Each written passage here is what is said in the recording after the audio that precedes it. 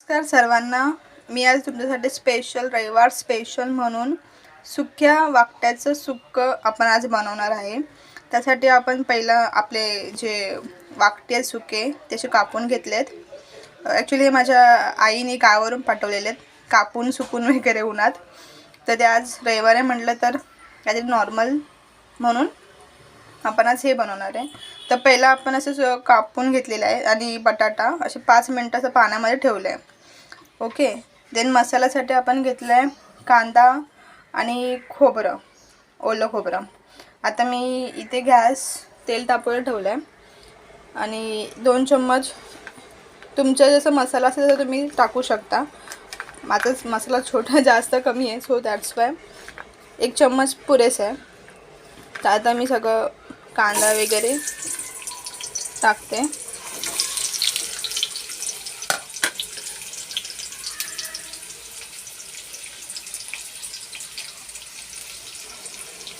चांगलं असं परतून घ्यायचं. एकदम असं लालसर थोडंफार होईल ना चांगला भाजून घेतल्यावर.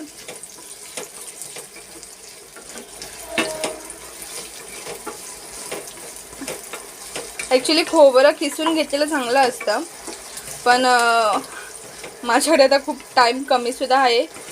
दॅट्स वाय मी आता खोबरं असं थोडे मोठे मोठेच कापलेत.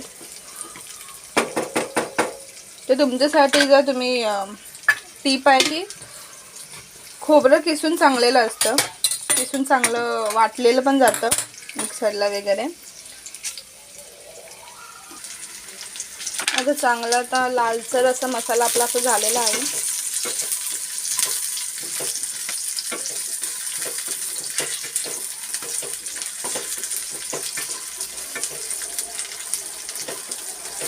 कांदा पण असा असं की खरपूस भाजून द्यायचं त्यांना.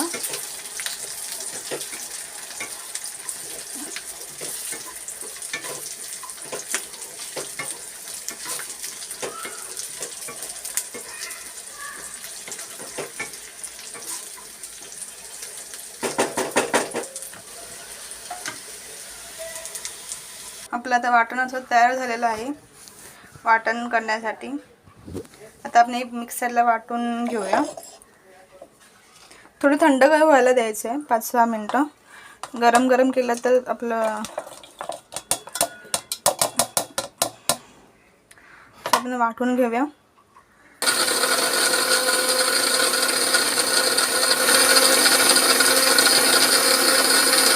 मसाला तयार झालेला आहे. एकदम असं बारीक पेस्ट करून घेतली आहे. आता आपण पुढे प्रोसिजर चालू करूया. सॉरी जरा टंग स्प्लिट होते सो समजून घ्या. आता मी तेल गरम करायला ठेवलं आहे इथे.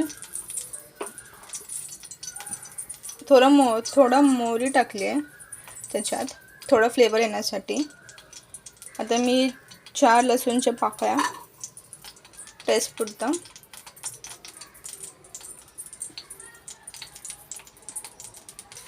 कढीपत्ता टाकलेली आहे.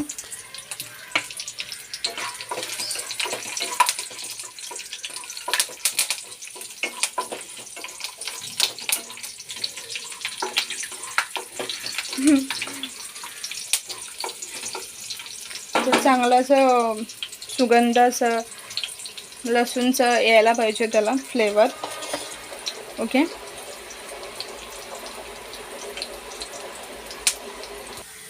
आता आपला मसाला टाकून घेऊया.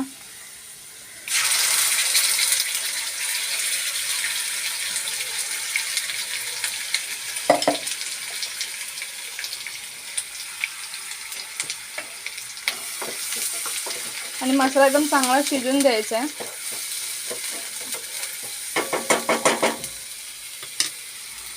आपल्या वाकटीला इथं आपण थोडंसं 1 चम्मच नाही अर्धा आधीच आपण गार्निश करून घेऊ.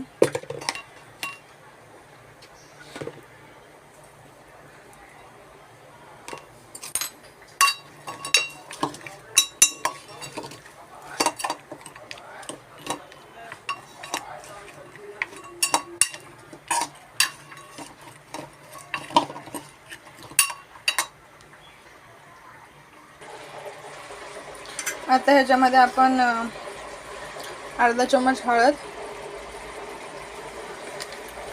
तुमच्या आवडीनुसार तुमच्या पद्धतीनुसार तुम्हाला जसं तिखट हवं तर तिखट, तुमचा मसाला जसा असेल तर तुम्ही तुमच्या प्रमाणात तुम्ही टाकू शकता मसाला. तसं आमच्याकडे माझे सासर कोल्हापूरचं आहे आणि मी कोकणातली आहे, सो मला जास्त असं तिखट स्पायसी आवडत नाही. पण इथे तर कोल्हापूरमध्ये इथे सगळे तिखट खातात त्याच्यामुळे थोडंसं तिखट बनवावं लागतं आणि ओव्हन मलाही आवडायला लागलं आहे.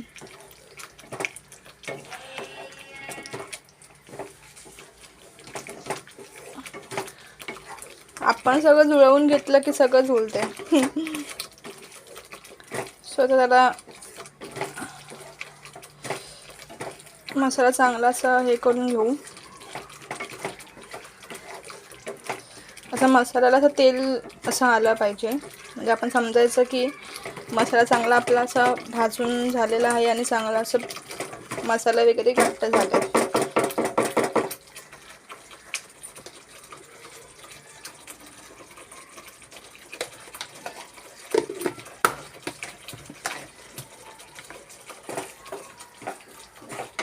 त्याला मस्त की रंग आलेला आहे आणि तेल सुटलेला आहे. तर आमच्याकडे कसं कोकम आता अवेलेबल नाही आहे, सो आपल्याकडे सीझन आता मँगोचा सीझन झालेला आहे, कैरी आहे, त्याच्यामुळे आपण कैरी पण टाकू शकतो.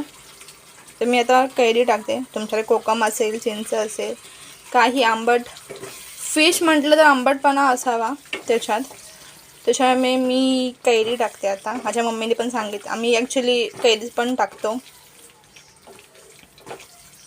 आपण ते कैरीचं पण आपण ते सुकून ठेवतो ते पण असतं, पण आता आमच्याकडे नाही आहे, सो दॅट्स वाय मी आता कैरी टाकली आहे. चांगला फ्लेवर येईल, आंबटपणा. सो दिस इज द, आता थोडंसं हे होऊन देऊया. कमेंट करून सांगा की तुम्ही काय टाकता, कोकम, चिंच की कैरी की उसरी. ॲक्च्युली उसरी बोलतात त्याला. ते साठवून ठेवतो आपण उसरी. सो फायनल टेक्स्चर असा आलेला आहे आपला. आता ह्यात आपण थोडंसं त्याला हे होऊन देऊया. आता तेल पण मस्त सुटलं आहे. यात आपण आता आपलं वाकटी आणि बटाटा टाकूया.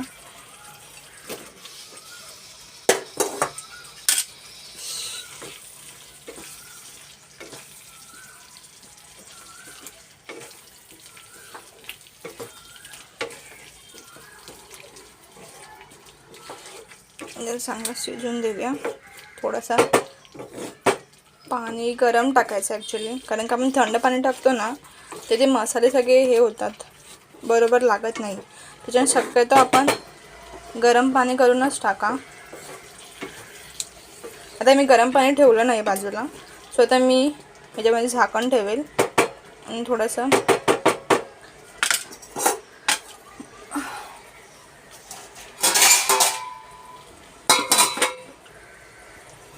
त्याच्यावरती पाणी वतेल. सो ते गरम पण राहणार आणि खाली ढळणार सुद्धा नाही, लागणार नाही खाली. सो ते आपण मी 5-6 मिनटं ठेवते, बाकीची कामं आवरून घेते. चला नंतरला बघूया, फायनल रिझल्ट तुम्हाला मी दाखवेलच. तर गरम झालेलं आहे, आपण तेच खाली टाकून देऊ. ठीक, कसं वाटतं सांगा बघूनच, जे कधी जेवायला बसायचं झालं आहे. आता आपण चवीनुसार आपला मीठ,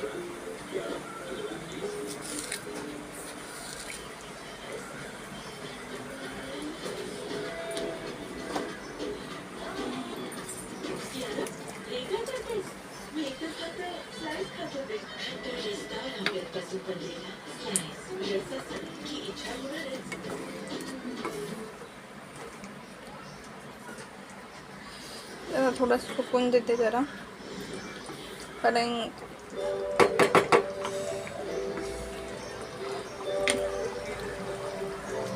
आता आपण गार्निशसाठी कोथिंबीर This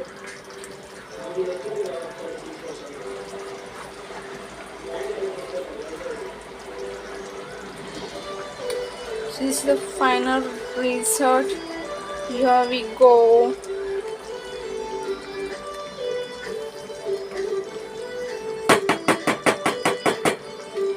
चला